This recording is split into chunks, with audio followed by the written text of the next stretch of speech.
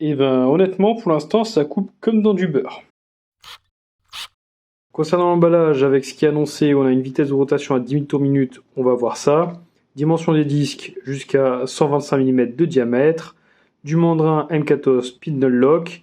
Un disque fourni avec et une clé de serrage. Par rapport à la meuleuse d'angle sans fil Parkside, on a une vitesse de découpe jusqu'à 40% plus rapide avec des jets plats, une vitesse de découpe jusqu'à 23% plus rapide pour le carrelage et une durée de vie du moteur jusqu'à 10 fois supérieure. On est sur un moteur brushless garanti 5 ans avec toute la gamme X20V Team. Batterie recommandée, c'est la 4 Ah. C'est pas sur le devant, mais j'aurais bien voulu que ce le soit parce que c'est très important. On a un démarrage électronique en continu avec un soft start et un arrêt d'urgence quick stop. Ça, je vous montrerai ça tout à l'heure. La disqueuse se présente dans son coffret qu'on a déjà vu, un coffret Parkside Performance noir et rouge avec ses charnières de qualité.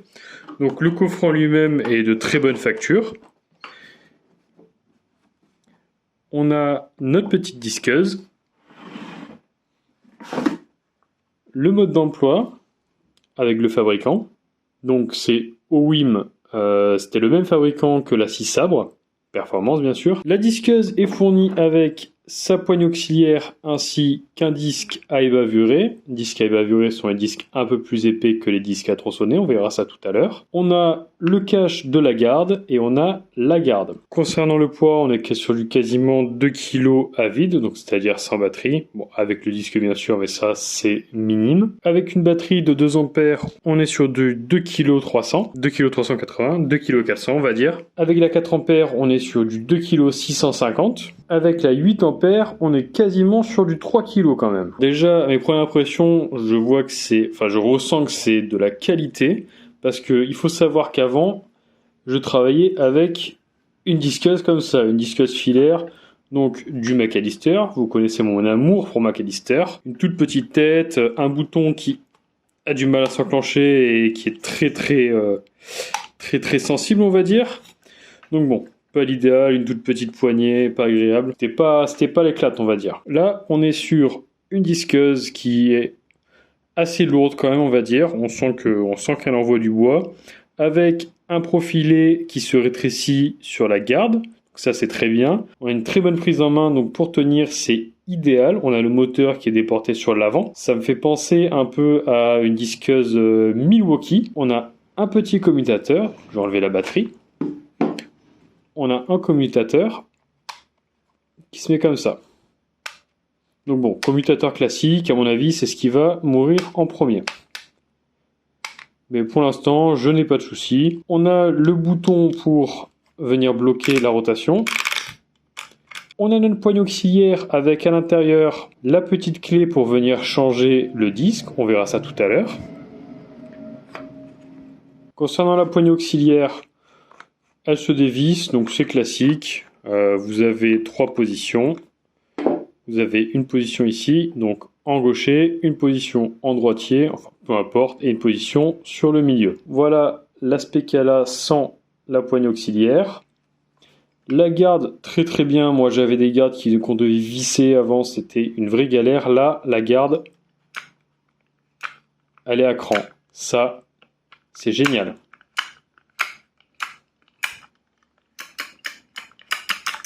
Ça, c'est un vrai régal. Pour la garder en place et ne pas courir de risques, c'est super bien.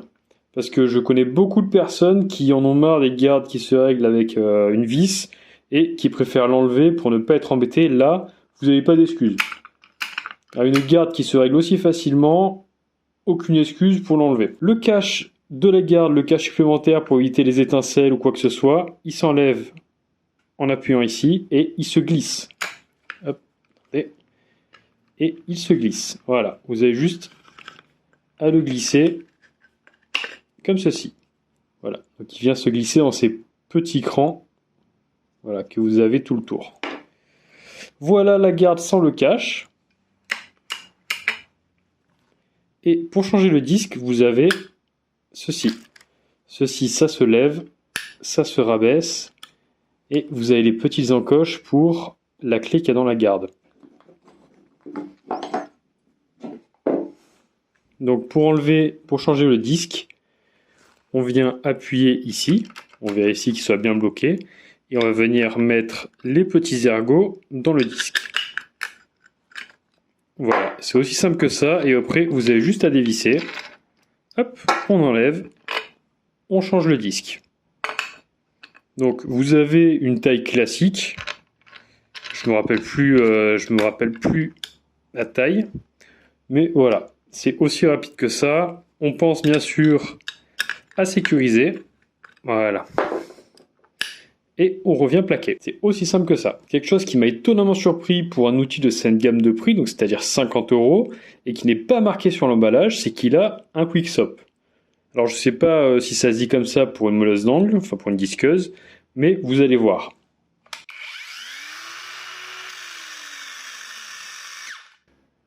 Voilà, vous avez vu? Là, on a quelque chose qui s'arrête au bout de 3 secondes dès qu'on déclenche le commutateur. Donc ça, c'est une très très bonne fonctionnalité, moi que j'adore, parce que dès qu'on a fini de poser, ce que j'avais avec la McAllister, dès que j'avais fini de l'utiliser, j'étais là à attendre que le disque s'arrête de tourner pour pouvoir la poser. Là, vous attendez 3 secondes, vous pouvez poser votre machine, vous n'avez aucun risque. Ça, c'est super. Pour l'instant, le seul gros défaut que j'ai trouvé à cette machine, bon, à part son poids, mais ça, c'est pas très très grave, c'est la petite clé pour changer le disque. Elle est très mal fixée. Alors, je sais pas si c'est juste pour ma machine, mais elle requiert très peu de force pour être sortie. Et à chaque fois que j'utilise, ça tombe. Donc ça tombe, ça surprend à chaque fois, on entend un bruit par terre. Je sais pas si c'est que sur mon modèle, mais en tout cas, j'évite de le ranger là-dedans, même si ça fait sympa, voilà. Je préfère m'en servir comme ça, au moins je suis pas surpris quand je travaille. Alors on va passer au test avec toujours mon petit tube qui me sert au test avec 3 mm d'épaisseur en acier. Pour la batterie, je vais utiliser une 4 A parce que c'est recommandé d'utiliser une 4 A, c'est marqué sur le carton de la machine. Pour tester le disque à ébavurer. Avec la poignée auxiliaire en prise neutre.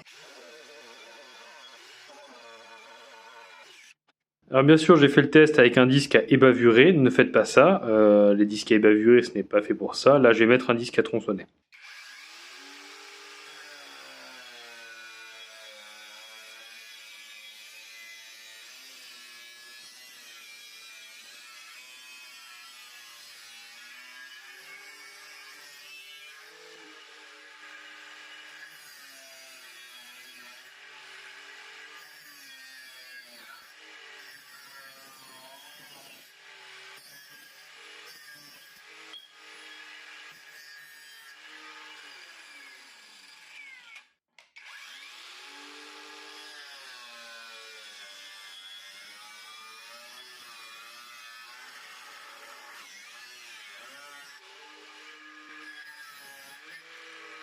Et ben honnêtement, pour l'instant, ça coupe comme dans du beurre. On va faire notre test sur une tige filetée de 18 cette fois. 18 mm bien sûr. Hein.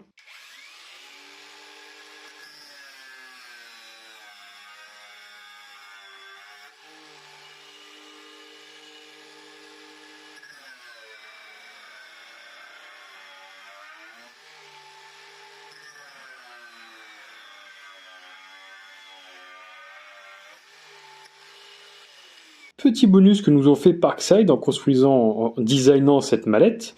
Je me demandais à quoi servait ce petit carré parce que ça correspondait pas à un chargeur, ça correspondait pas à une batterie. Et ils vendaient ces petits disques, ces petits coffrets de disques, donc à ébarder et à tronçonner. Et je me suis dit, je les ai achetés, mais sans savoir qu'il y avait cet emplacement. Je me suis dit, c'est bizarre, c'est exactement la taille de ces petits coffrets. Et en fait, les coffrets, ils viennent parfaitement dans cet emplacement. Et ça, c'est génial. Concernant la petite languette métallique qui vient pour dévisser les disques, je conseille pas du tout de serrer grâce à ça. Serrez toujours grâce à la clé qui est prévue à cet effet. Il y a des petits trous ici, c'est fait pour ça. Un jour, j'ai essayé de serrer juste avec ça, et j'avais mon disque à ébarder. Les disques à ébarder, ils sont un peu plus lourds que les disques à tronçonner, du coup, ils ont plus d'inertie. Et en fait, quand le quick stop s'est enclenché, ça, c'était pas assez serré, et mon disque, il est sorti. Bon, ça m'a pas blessé parce que il venait de s'arrêter, mais ça surprend quand même. Donc, surtout, ne serrez pas avec ça. Surtout qu'elle est assez fragile, on va dire. Bon, Pour son travail, elle est très bien, mais elle est trop fragile pour serrer juste avec ça. Donc serrez bien avec la clé. Je sais qu'il y a eu quelques soucis. Dans les commentaires des Z vidéos, vous m'avez dit que vous êtes pas mal à avoir dû faire des retours à faire marche à garantie sur les modèles de la série Performance du début d'année. Il y a pas mal de défauts apparemment de conception. J'en ai quelques-uns, notamment sur la petite perceuse visseuse à 50 € en coffret, ou alors avec la scie sabre. Bon, elles n'ont pas cramé les miennes, mais j'ai des problèmes de performance. Là, pour le coup, pour ma part en tout cas, cet outil, j'en suis extrêmement satisfait. Avant, j'avais le petit McAllister, la petite disqueuse McAllister. J'utilisais le moins possible parce que c'était une galère à utiliser, surtout que le commutateur était fatigué et il sautait toujours. Là, cet outil, je l'utilise énormément. Énormément. Avant, j'étais pas du tout disqueuse. Là, j'ai acheté ça, je m'attendais à pas grand chose parce que pour 50 €, je me suis dit, un outil de cette qualité, c'est pas possible. Et pourtant, si honnêtement, c'est un super outil. Voilà. À part le petit défaut de la clé qui s'en va dès qu'on l'utilise, bon, c'est pas très grave, peut-être mettre un bout de scotch, je sais pas.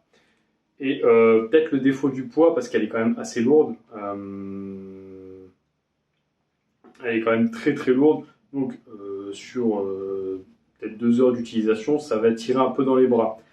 Elle vibre pas trop, Après, j'ai pas vraiment d'autres comparatifs. Comparé à la McAllister, comme j'ai dit, c'est comme si elle vibrait pas du tout.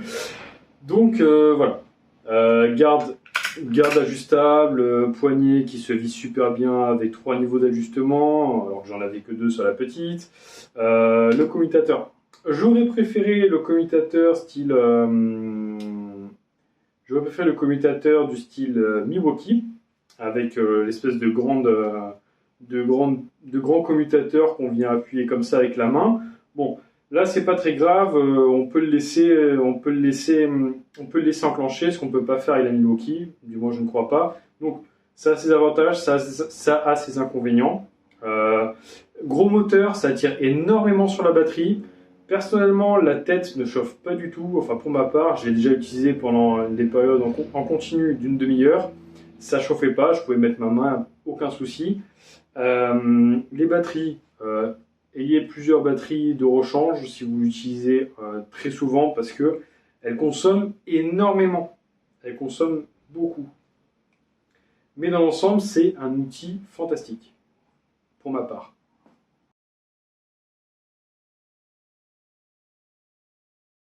Pour les personnes qui auraient continué à regarder jusqu'au bout ou alors celles qui auraient sauté, je tenais à vous remercier. On est quand même 200 sur la chaîne. Bon, à l'heure où je vous parle, on est 197 et j'ai une quinzaine de personnes qui sont dans mon cercle d'amis. Mais comme si on était 200, donc je vous remercie beaucoup du soutien. Je commence à avoir pas mal de commentaires, pas mal de likes, même si je fais pas ça pour ça, je fais surtout ça pour les commentaires parce que j'adore avoir des retours sur les outils, sur comment m'améliorer moi, améliorer les outils. Par exemple, les commentaires que j'avais eus sur ma vieille scie à ruban McAllister, ils m'ont énormément servi à choisir le bon type de lame. Plein d'autres exemples comme ça, du coup, je vous remercie énormément. Ça reste une chaîne, on va dire, non professionnelle pour l'instant. J'ai eu quelques retours de personnes qui voulaient des tests un peu plus poussés, notamment avec des dynamomètres, donc des testeurs de couple. Pour l'instant, je ne peux pas investir dans plus d'outils de test. Si vous voulez des chaînes qui sont plus poussées, allez voir Brico VH ou allez voir Project Farm si vous parlez anglais. Voilà, ça viendra dans le futur. Pour l'instant, je vais continuer de faire des tests comme ça. Merci de regarder mes tests. Ça me fait énormément plaisir. Et sur ce, cette vidéo est maintenant terminée. J'espère qu'elle vous a plu. Je vous dis à la prochaine.